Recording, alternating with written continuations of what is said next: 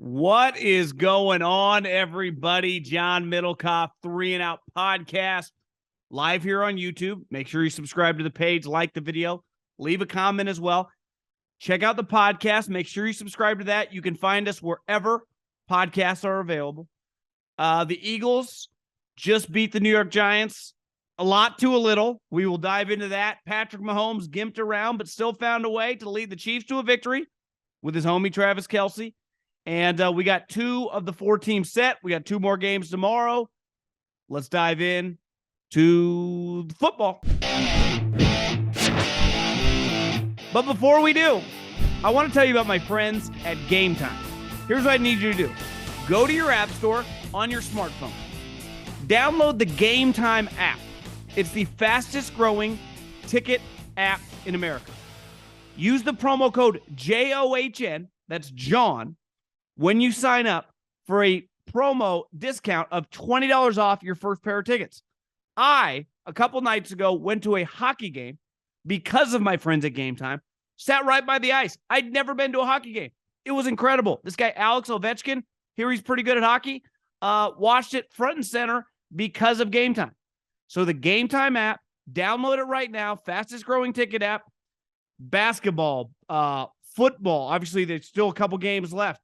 We have college basketball, the NBA, the NHL, you name it, concerts. You want to take a friend, you want to take your wife, you want to take your son, use my promo code. Download the Gametime app, promo code JOHN, get yourself $20 off your first pair of tickets.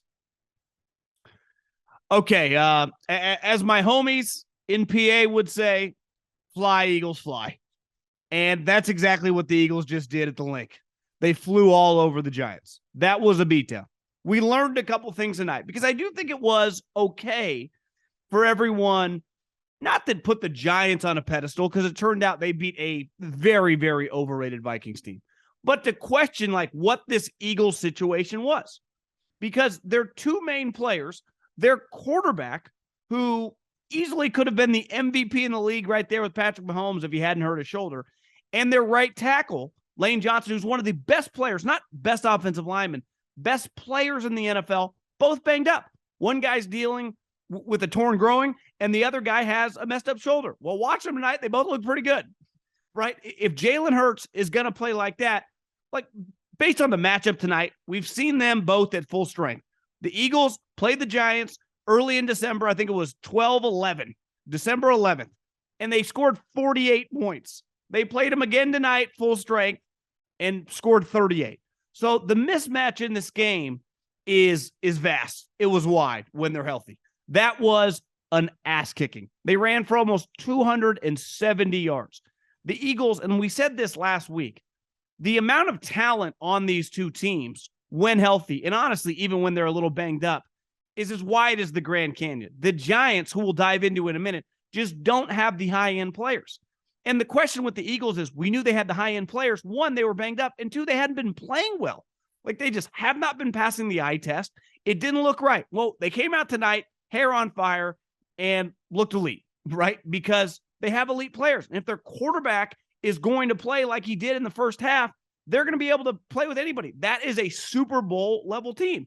Dallas Goedert, star. Devontae Smith, in a weird way, is one of the more underrated players in the league.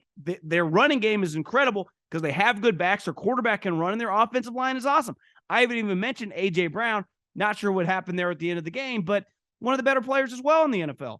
And the other thing with the Eagles, and you saw tonight, when they can get a lead, like they don't have the 85 Bears defense, but what they do have are awesome pass rushers. Reddick, stud. Josh Sweat, stud. Inside pass rushers, Fletcher Cox, Hargraves, Brandon Graham, they can get after you. And the best pass rush comes when you got a lead and you can tee off. And that's what they did tonight. They were on a completely different level talent. We knew that coming into the game, and clearly health-wise, they got it rolling. And now they have momentum headed into the NFC Championship game, which they host. The last time they hosted the NFC Championship, if memory serves me correct, they played the Minnesota Vikings in Case Keenum, Nick Foles. They beat the living crap out of them. So if I'm an Eagles fan right now, I'm flying high. I'm excited. My team's stacked. We got a ton of talent offensively, defensively. We got premium players at every position. Our team speed is awesome. Physicality translates. We say a couple things translate always in playoff football, right? a run game, and a great defense. Well, we know the Eagles can run the ball, and even their quarterback in terms of their passing game, he's a physical player because A.J. Brown, physical player, breaks tackles, contested catches. Devontae Smith, for a guy that weighs like 110 pounds, plays really physical. So they have a physical edge to them as a team. Here's the thing with the Eagles, too. Really good coaching staff. It's weird because Sirianni's this 41-year-old who's giving these team speeches with 8 Mile before the game. That was a story on the interweb that he showed like the final rap battle from 8 Mile to the team last night. Basically, like, let the other team do all the talking. Not quite sure his angle on that one, but it clearly worked. But he's like a CEO head coach. He's not the offensive play caller. Their offensive play caller, very possible he's a head coach. Gannon, their defensive play caller, I think depending on who you asked in Eagle land, not in terms of the front office, but fans, he can be a little hit or miss. People around the league really like him. He's interviewed for head coaching jobs. Their coaching staff is obviously pretty good. And Howie Roseman, one thing the Eagles did a great job of just a couple years ago, they whiffed on Justin Jefferson. They pivoted quickly, and now you watch their wide receiver crew. Like, who has a better 1-2 punch than them in the NFL? I'm a 49er guy, but Devontae and A.J. Brown are just probably better than Debo and Ayuk. And honestly, Debo and Ayuk, when I started thinking about it, like, who has a better 1-2 combination than them? So, and you add Goddard, you add Miles Sanders, you add their running element with the quarterback. I mean, the Eagles are really good. And I think if you're an Eagles fan, you got to be thinking we have as good of a chance to win the Super Bowl as any team in the league. And now, depending on who wins this game, Sunday afternoon, Sunday night, you're either getting an all-time great NFC East rivalry in Dallas, or you're just getting a heavyweight championship with the 49ers, who are kind of feels like the mirror image of the Eagles in terms of just star impact elite players everywhere. And then on the flip side, I think you saw with the New York Giants tonight, like, incredible story. Their season was made last week when they won a playoff game. Incredible job by Brian Daboll. They had no business getting this far with their roster, right? Clearly their GM and their head coach, if I'm John Mara, we finally got it right. Took us a while, but we figured it out. But one issue is, like, they do have some question marks, right? The talent on this team, they have a long way to go. And now because they had some success, they're not drafting that high. So it's not like they got a top 10 pick. They made it the second round of the playoffs. So their picks are in the mid-20s of every round. So their GM, that puts even more pressure on the GM to get the draft right. And here's the other thing. Their quarterback's a free agent. And so is their best player, Saquon Barkley. And clearly Daniel Jones did a really good job for him. But what's he worth, right? Like, I'd have no problem giving him $18 to $20 million deal on like a 2-year contract. But look around the NFL. There are some teams that are pretty desperate for quarterbacks. And some of these teams are going to have cap space. And even if they drafted a guy, they might go, well, can we get him on a 2-year, $50 million deal? Like, that's really not that much money, $25 million. But there comes a number where it's like, is he worth that? Like you saw tonight, not totally his fault. They're not, it's Plaxico Burress and Steve Smith and, Jeremy Shockey ain't walking through the door. But, this is not he's a really good player. And I think, and I've said this before, I think the Alex Smith parallel works pretty well. But for Alex Smith to be a good player, he needed 2 things: a really good coach, Giants have that, and really good talent around him. Giants have a long way to go. And Saquon Barkley, like, stud. I want Saquon Barkley on my team, but he's a free agent. So running backs, and we push back all the time, like, what are they worth? You should never pay a running back. That's conventional wisdom, because over and over and over, it's proven like, yeah, you didn't need to pay him that much. Now, if I'm Saquon Barkley, I've been injured before, like, time to get paid. Now, what's his market? How many teams are offering him money? Giants philosophically, like Brian Daboll and Joe Schoen, are they going to, give a guy $30 to $40 million in guarantee at that position? You can call it a little freakish or whatever, but he has been injured before. He's had a major knee injury. Now, you saw him the second half of this year get his speed. He's a difference-making player, but this is a business. And, like, you can't just find Saquon Barkley's, walking around the street. But clearly you can find good running backs in the 4th, 5th, 6th round that can start for your team. So I think that is going to be probably Daniel Jones. You have to have a quarterback to function. I don't have to have a highly paid running back to function. So I think that's going to be a long topic with their front office brass, how they do that, how they figure it out. I mean, look at the Eagles, right? I mean, Miles Sanders is a free agent. There's no lock that he's coming back. They play Boston Scott and Gainwell. Like, they got some random guys, and you kind of piecemeal it together. It's not, to me, set in stone that the Giants are like Saquon Barkley's back on their team. And I think that's going to be the biggest question mark up until free agency is what they do.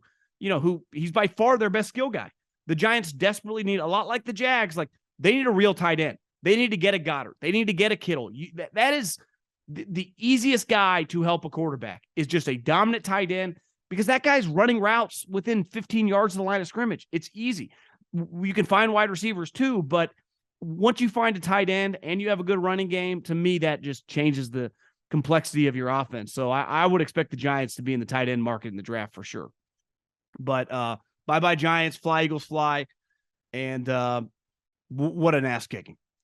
Speaking of the first game of the day, Patrick Mahomes, it's weird because he became a legend so fast. Like it happened with the snap of a finger. He became the starting quarterback in year 2, and within a couple years, talking MVP, Super Bowl champ, he's just a living legend. Gets $450 million, and every game that went by, I was like, oh, worth every penny. This guy's one of the best players we've ever witnessed. And he has like this pizzazz to his game that whether you're 10 years old or whether you're an 80-year-old football fan, you're just kind of glued to the television watching.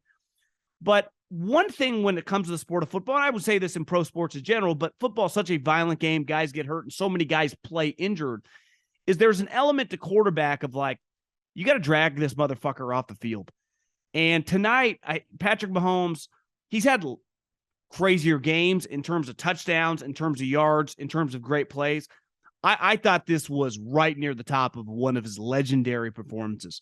And you hear a lot of players say this, and I think a lot of them mean it to a point. Like, listen, I would play this game for free. You saw a guy today who clearly had a bad ankle sprain, was screaming at Andy Reid and Rick Burkholder, who Rick's been with Andy for his entire career as his trainer, about like, I'm not coming out of this game. And while ultimately they won, and they said, Patrick, you're not coming back in this game till you get an x-ray. That passion as a consumer of the sport, it's like, that's why 40 million people are watching this thing right now. Because that guy cares. We often say this about in other sports, and just any time that fans get mad at players, like it feels like we care more than you. No one cared more than Patrick Mahomes, who's about to win his second MVP, who's got the biggest contract in the history of the sport in terms of just length and numbers. And it's just one of the all-time great players. Like ultimately what made Favre a legend, Brady for years, Manning, it's like you had to drag these guys off the field. It took Peyton Manning 7 neck surgeries to miss time, right? Tom Brady only missed time when you shattered his knee. It felt like Brett Favre countless times in my youth was out there limping around. And Patrick Mahomes, for being a guy that's, 27, 28 in 2023, this guy could have played in the 80s and 90s. To me, he's a total throwback. And I really believe today was one of his more legendary performances because of what he did injured. Limping around out there, just making things happen. That final touchdown pass that he threw, he leaped on his one good foot, and then he came down, and on the back of the camera when they're celebrating in the end zone, you're like, there's a Chief laying there, and we all like, is that Patrick Mahomes? And then everyone picks him up, and he limps off. On some of those wide zone plays, those are the ones Peyton Manning made famous, right? He would just run out, hold his arm out. Like, you have to cover a lot of ground. Patrick is one leg limping and hopping to the running back. And a couple times, even Collinsworth was like, the running back couldn't even hit the normal lane because Patrick can't get out there. Nothing but respect. I can't imagine how many guys, older NFL players or, former old NFL coaches that played in the 80s and the 90s when you played on turf that was like concrete. People did not make that much money relative to what they're making now. It was just a bloodbath of the sport. Watch that game and just, this kid's a badass. This is exactly who you want as the face of your league. And the Chiefs, in a weird game, when their star player gets injured, their backup quarterback, who's my age, he's been in the league 15 years, Chad Henne, it's like, that is insane. comes in, leads them on a 98-yard drive. One thing they have done in transitioning to Tyreek Hill, and I think the Eagles are like this and the 49ers are like this. When you think of the Chiefs, you think Patrick Mahomes. They're dependent on Patrick Mahomes. To me, they play pretty well as a team. And you saw the one drive when he went out, like, they can function pretty well. They are much more well-rounded than they have been in the past. Some of that has to do with their defensive speed is much better than the Super Bowl team because of their linebackers, right? In Gay and what's his name from Missouri, Bolton. Obviously, Chris Jones is having one of just the great seasons for an interior defensive lineman. Frank Clark was putting on a performance today. Their young defensive backs, like, make plays. Justin Reed, is just based. Honey Badger used to be really good. Then he wasn't quite as good. Like, that's an upgrade in 2023, Justin Reed. So to me, their defense is coming together. The number one story all week is going to be the health of Patrick Mahomes' ankle. But the dude's a legend. Like, I'm not discounting him just because he might be 85%. It will be a little more difficult against whoever wins this Bengal Bills game because those teams are better, than the Jags. But fantastic win. What a great place to watch a playoff game. The chants, how cold it looks. Just what an awesome environment. I love watching big games in Kansas City. It reminds me a lot of my youth. With some of those Marty Schottenheimer teams. Obviously, these teams are on a completely different level. I saw the Chiefs tweeted out Andy Reid is the first head coach in NFL history to win 10-plus playoff games for two different franchises. I mean, one of the all-time great coaches. And now, is 2 wins away from his second Super Bowl. Hell, they've gone to 5 straight AFC championship games. If he just gets to a Super Bowl, that would be their third Super Bowl in 4 years. The success they're having right now is just, it speaks to how great of a coach he is, how great of a culture they have, and I said this about Travis Kelce. I tweeted this out. Travis Kelce isn't just one of the greatest tight ends ever. He's one of the greatest players ever. Like, Travis Kelce is one of the greatest NFL players ever. Just think about the history of the sport. Like, when you talk Ronnie Lott, you don't just like Ronnie Lott, one of the great DBs ever. No, you just go, Ronnie Lott's one of the great players ever. Walter Payton's one of the great players ever. Ray Lewis. You don't even say their position. That's Travis Kelce. Sometimes on social media, it's like, oh, he's just a wide receiver. Well, yeah, beside Rob Gronkowski, what do you think Tony Gonzalez and Shannon Sharp were? You think those guys were blocking in the trenches? No, they were great receivers. Travis Kelce's better. What we're witnessing, what this guy's doing, 14 catches, 2 touchdowns. I don't understand why the Jags aren't covering him, but they didn't.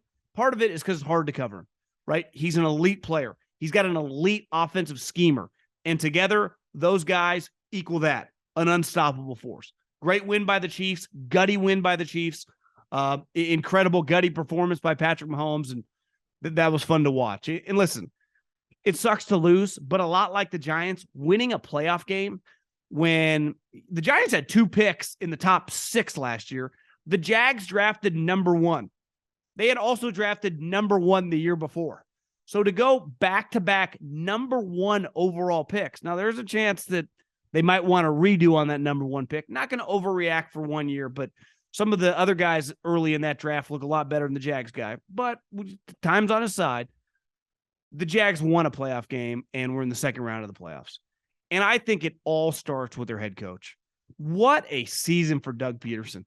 What a great job he's done with Trevor Lawrence. Even today, Spagnuolo's sending blitzes. Lawrence is getting peppered, and he just kind of kept getting up. To me, the way he carries himself, honestly, he struggled today, made a couple nice passes today, and he struggled in that final game with the Titans.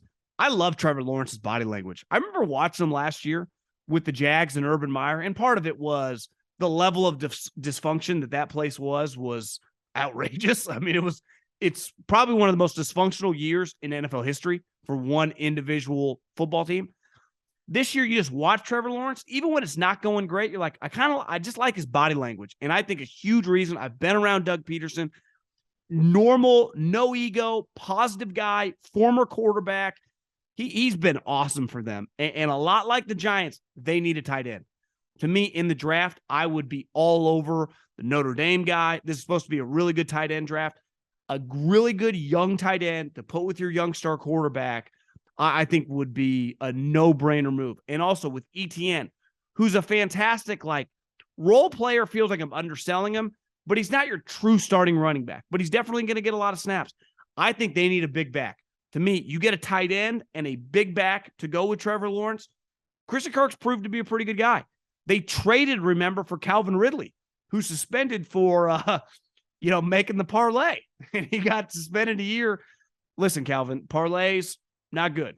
Right before the Giants-Eagles game, I was like, I told myself I love the Eagles, but Giants getting 8, and I almost put a large wager on the Giants.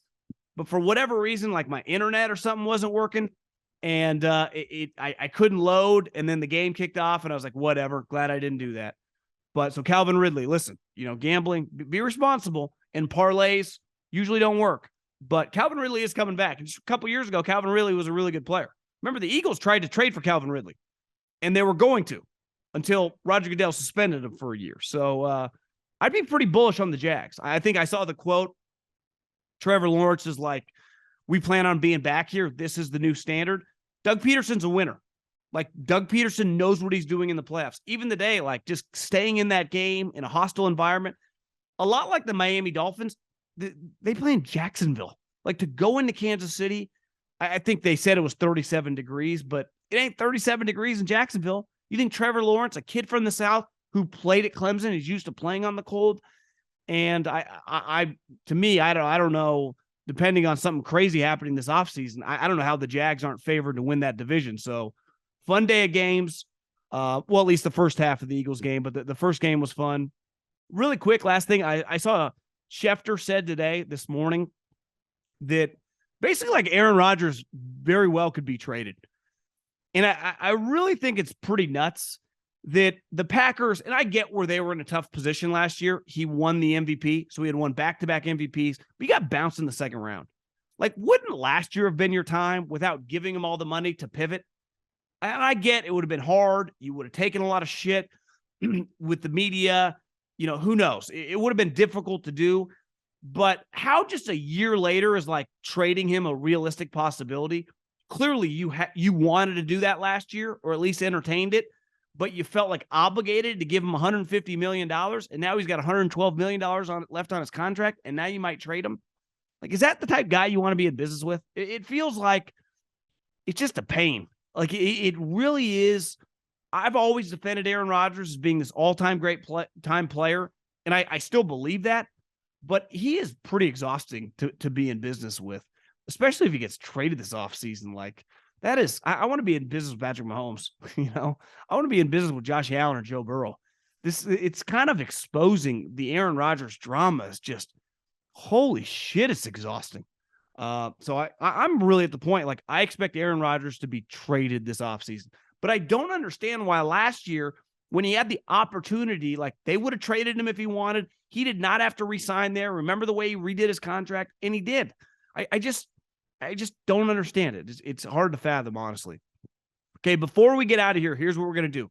Live on AMP. I'm going to read a trivia question, and the first person who answers it correctly in the AMP chat, I'm going to give you some free volume merch. 3-and-out hoodie. And I'll tell you the people do email after we get it right. So the first person in the chat that gets this question correct, you will win a free sweatshirt. So here's the question. We wanted to keep it Eagles-Giants theme, and depending on who won, we were going to lean on that side. So the Philadelphia Eagles, they've been to 2 Super Bowls, right, in the last 20 years.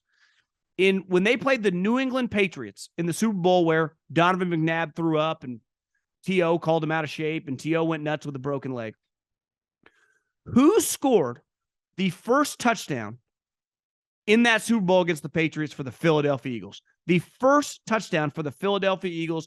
If you tell me the name of the player who scored the touchdown, you'll win a free hoodie. First person to react in the chat, fire away. First touchdown. Remember that game? You remember Andy used to take a lot of shit back in the day. It turns out Andy's pretty good. Now, if you're the Eagles, you guys done pretty good too. Once you got rid of Chip, you got Doug, now you got Sirianni. Times are pretty good in Eagle land. First touchdown, Philadelphia Eagles. It would have been 04 season, but I think February of 05 against the New England Patriots. Teddy Bruschi, Mike Vrabel, Vince Wilfork, I think, probably on that team. Asante, probably not there. Gronkowski, not there. Tom Brady there. Troy Brown. Logan Mankins, not there either. So fire away, guys.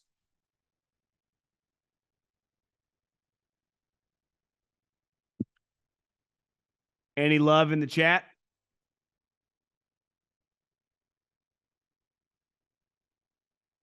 We got one. Here's what I'm going to need you to do. Our winner is coming up.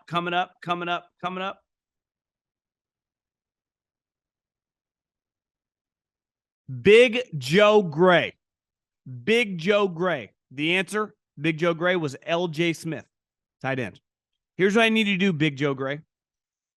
I need you to email volumepress@thevolume.com. Volumepress@thevolume.com. And get your free swag. Appreciate you listening. Appreciate everyone watching. And adios. Fly, Eagles, fly.